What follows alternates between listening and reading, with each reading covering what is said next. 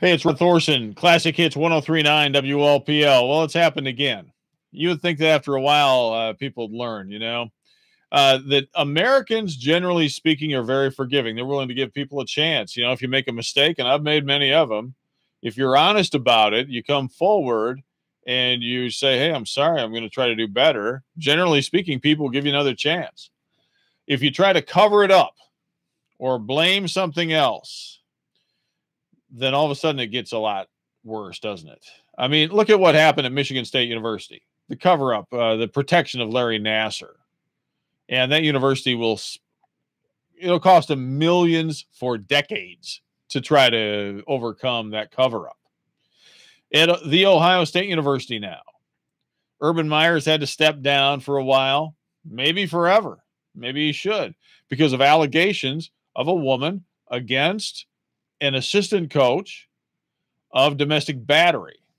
Okay. Now imagine what would have happened if somebody had come forward before and dismissed an assistant coach at a college football program, even a high profile one. It would have been like a one-day story, maybe a half-a-day story in the local paper. Now it's a worldwide story for weeks, maybe months, and is going to cost that college, that university, millions of dollars. Because somebody was being abused, allegedly, and, well, we can't come forward. We got to protect the program. It happens all the time. I mean, what if the president, after the election, instead of saying there's no collusion, had said, you know what, we found out that the Russians tried to influence the election, and by God, I'm going to do something about it, even if he didn't mean it. Just the fact that he would have acknowledged the truth and pledged to do something about it. But now, for denying and trying to cover up alleged improprieties, no matter whether it's a college football program, something going on your block, or something in the most powerful buildings in Washington, D.C., you'd think we'd learn. When you cover it up, the truth always comes out.